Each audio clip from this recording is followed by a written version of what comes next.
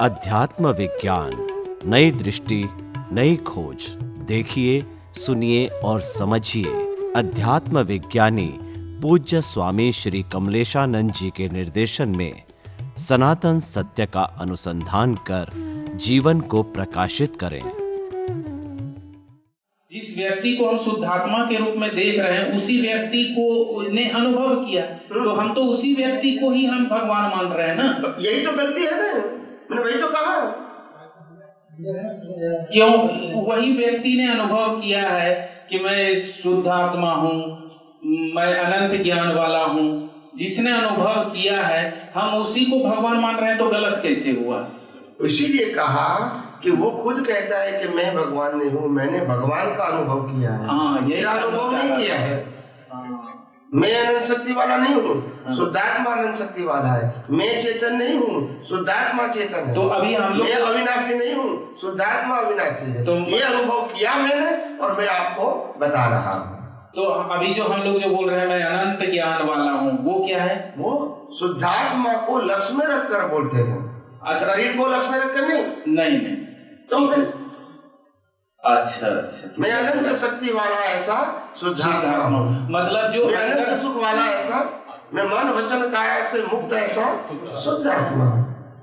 मतलब शुद्धात्मा जो भीतर है, मैं जैसे पहले शरीर के रूप में मानता था कि मैं शरीर हूँ, अभी वही मान रहा है कि जो अनंत ज्ञान वाला है उसके जैसा मैं शुद्धात्मा हूँ। हाँ, उसके जैसा हूँ, वही मैं हूँ। मगर अभी मैं मान रहा हूँ क्योंकि अनुभव, मतलब वो भी एग्जैक्ट नहीं है कहा जाए तो। अभी तो बिलीफ के रूप में है। किसके रूप में है? बिलीफ के। और बिलीफ अनुभव के रूप में तब ट्रांसफर हो जाती है जब आपको जैसे व्यक्ति दिखती है, क्या दिखती है, वैसे सभी व्यक्तियों में और सभी जीवों में शुद्धात्मा दिखेंगे तो आप शुद्धात्मा हो गए। 24 अगर आपको शरीर दिखता है कोई भी व्यक्ति का, ऐसा 24 अगर वो शरीर में शुद्धात्मा दिखेंगे तो आप शुद्धात्मा हो गए। आप समझे कि नहीं? और कभी शुद्धात्मा देखते हैं और कभी देख लेते हैं कि मान लिया वो चोर है, वो मतलब कपटी है, तो ये इसको क्या बोलेंगे? मिश्र चेतन। चोर है, झूठ बोलने वाला है, गुस्सा करने वाला है, मारामारी करने वाला है, वो प्रकृति है। मगर उसके अंदर परमात्मा तो वही शुद्ध है। नहीं, मैं कच्चा पढ़ रहा हूँ। जैसे मैं एक बार तो शुद्धात्मा देख लेता हूँ, दूसरी बार अज्ञानतावश कुछ दूसरा चीज शरीर के रूप में उसको देख लेता हूँ, तो उस समय क्या बोला जाएगा उस स्थिति को? तकलीफ ये नहीं है कि आपको चोर को चोर बोलते हैं, तकलीफ ये है कि चोर के अंदर शुद्धात्मा नहीं देखते, वो तकलीफ है। चोर तो शरीर करता है, तो शरीर को चोर बोलो तकलीफ नहीं, पर शुद्धात्मा को चोर क्यों बोलते हैं? शुद्धात्मा को ही तो चोर बोल देते हैं ना। ये तकलीफ हो गई ना, ये तकलीफ हो गई ना। आप समझे कि नहीं? सिंपल बात यह है कि जो शरीर करता है इसके लिए शरीर जिम्मेदार है, ऐसा व्यवहार सत्य है, वो हम मानते हैं। मगर शरीर के अंदर जो परमात्मा है उन्होंने तो नहीं किया है ना, मगर उन्होंने किया ऐसा मानते, बस ये हमारी अज्ञानता है। आप गधे को गधे कहो तकलीफ नहीं है, मगर गधे के अंदर शुद्धात्मा है, उसको शुद्धात्मा भी देखो ना। नहीं समझ में आया? समझ में आया। मगर शुद्धात्मा को भी गधे कहोगे तो यानी मूर्त में अमूर्त को देखना, तो बात यही हुई ना। हम जब कहते हैं कि मैं ये इसको जलाने के बाद भी हम हैं, वो क्या है? तो इसको देखते हैं तो इसको क्यों नहीं देखते हैं जो जलने के बाद भी रहता है? वो ये भी है और ये नहीं है, मगर ये देखते ये नहीं देखते। ये ज्ञान का है, ये रिलेटिव सत्य है और ये सनातन सत्य है, तो इनको क्यों देखते हैं? ये विनाशी है, ये अविनाशी है। इनकी सब क्वालिटी विनाशी है, इनकी सब क्वालिटी अविनाशी है। तो जो है वो दोनों देखो ना, मना कौन करे? भाई चोर को चोर भी कहो और चोर के अंदर शुद्धात्मा है तो उसको शुद्धात्मा भी देखो ना। और जब चोर को चोर कहेंगे तो चोर को चोर कहने में तकलीफ नहीं है, मगर चोर को गुनहगार मानने में तकलीफ है। वो तो कुदरती रचना, क्योंकि कुदरती रचना नहीं देखा आपने। चोर को चोर कहा वो तकलीफ नहीं, वो टाइटल है। राजा को राजा बोला वो टाइटल है, मगर राजा भी कुदरती कानून से है, चोर भी कुदरती कानून से है, और साहूकार भी, और तीनों के अंदर शुद्धात्मा तो वही का वही है। बस तो यही दृष्टि है हमको परिपक्व करना है। आज तक हमने प्रकृति के रूप में ही परमात्मा को देखा, और धर्म गुरुओं ने यही सिखाया कि प्रकृति के रूप में ही परमात्मा को, जैसे राम, जैसे कृष्ण, जैसे महावीर, सबको प्रकृति के रूप में ही भगवान मानने को कहा आपने, और इसी को ही माना। और बाद में हमने चोर को भी चोर कहा, अंदर बाहर दोनों चोर कहा, अलग नहीं किया, क्योंकि वहां नहीं किया तो यहां भी नहीं किया। जब वहां करोगे कि राम, और राम के अंदर भगवान जो है वो अलग है, कृष्ण, कृष्ण के अंदर भगवान है वो अलग है। कृष्ण को तो जन्म हुआ, मृत्यु भी हो गई, राम का जन्म हुआ, मृत्यु हो गया, महावीर का जन्म हुआ, मृत्यु हो गया, मगर तीनों के परमात्मा आज भी है कि नहीं? मगर वो हम भूल गए, क्योंकि व्यक्ति को जब भगवान मान दिया तो फिर भगवान अलग देखने की जरूरत ही कहां रही? बस ये गलती हो गई। एक व्यक्ति को भी देखो महान पुरुष के रूप में, और इसके अंदर परमात्मा भी देखो जो शाश्वत है। एक चोर को भी देखो, मगर चोर के अंदर परमात्मा भी शाश्वत है, उसको भी देखो। मगर हमारी दृष्टि अर्ध सत्य है, और इसीलिए कंफ्यूजन बना रहता है। वास्तविकता को देखो। मैंने कल भी कहा था कि राम ने कैकेयी को दोषित नहीं देखा, बराबर है कि नहीं? और हम जब भी रामायण सुनते हैं तो कैकेयी को दोषित मानते हैं। तो आखिर दोनों में अंतर क्या है? दृष्टि का है। क्योंकि राम को मालूम भी मेरे कर्मों का फल है, वो तो निमित्त है, मेरे अंदर भी परमात्मा है, वही परमात्मा कैकेयी के अंदर है। तो फिर द्वेष करने की या दोषित देखने की जरूरत, और दोनों का जो कर्मों का हिसाब है वो तो कुदरती रचना है और कुदरत का कानून है। तो फिर राग द्वेष करने की क्या आवश्यकता है? तो ये बात जब समझ में आई तभी तो राग द्वेष नहीं हुआ ना। अगर शुद्धात्मा नहीं देखा होता तो बोला कैकेयी नहीं किया, ऐसा ही कहेंगे ना। तो शुद्धात्मा भी देखा, और प्रकृति को कुदरती कानून और कुदरती रचना भी देखा, तभी राग द्वेष नहीं हुआ।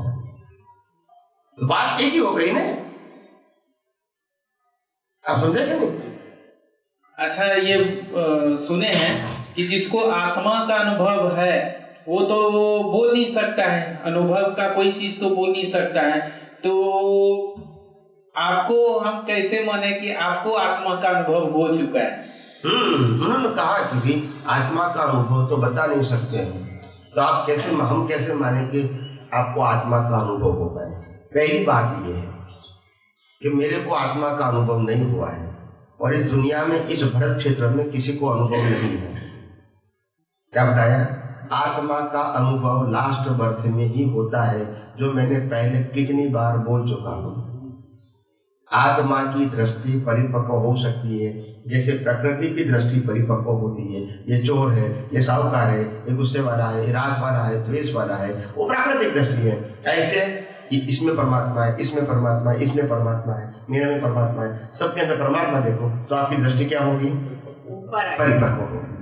परमात्मा का अनुभव कब होगा? लास्ट। भाई ऐसा क्यों लास्ट में हुआ? तो कि अभी तक आपका अभ्यास क्या था? प्रकृति को ही सब कुछ मानते थे, और परमात्मा को तो मानते नहीं थे। यानी व्यक्ति के अंदर परमात्मा है वो मानते, और नहीं मानते तो देखते भी नहीं थे, है फिर भी देखते नहीं थे। अभी आपको मालूम हुआ कि प्रकृति भी है और परमात्मा भी है, दोनों साथ में है, एक नहीं है, एक विनाशी है और दूसरा और सबके अंदर है। तो है तो प्रकृति के साथ परमात्मा भी। प्रकृति कर्मों के अधीन हो सकती है, परमात्मा कर्मों के अधीन नहीं है। तो दोनों को देखो, प्रकृति कुदरती कानून के अधीन हो सकती है, परमात्मा कुदरती कानून के अधीन नहीं है। तो दोनों को देखो। अगर एक ही चीज को देखते थे, ये हमारा पजल था। तो there are two viewpoint to solve this puzzle. ये दोनों व्यू पॉइंट एक साथ होना चाहिए, व्यवहार सत्य और सनातन सत्य। तो हम लोग अभी तक जो सुनते आए थे कि उनको आत्मा का अनुभव हो गया। दूसरी बात अभी बाकी है उत्तर। दूसरी बात कि जिसको अनुभव होता है वो अनुभव, आत्मा का अनुभव तो बता नहीं सकते हैं। मैंने पहले भी कहा था कि आत्मा का अनुभव वो बताने की चीज नहीं है, मगर अनुभवी पुरुष आत्मा की अनुभूति करने का जिस मार्ग पे चला है वो मार्ग बता सकता है। क्या बता सकता है? अनुभव बता नहीं सकते। अनुभव का मतलब ही है अनुभव करना है। अगर मैं कहूँगा कि ये जो शुगर है वो मीठी है, फिर मैंने आपको एक्सप्लेन कर दिया मीठी मतलब क्या, आपने कभी शुगर नहीं खाई है, तो मैंने एक्सप्लेन कर दिया कि शुगर मीठी है, शुगर ऐसे मीठी है, शुगर ऐसे मीठी है, शुगर ऐसे मीठी है, ऐसा मैंने 100 एग्जाम्पल दे दिया। मगर मीठी क्या है वो कभी आपने अनुभव किया नहीं है, तो कैसे मालूम होगा?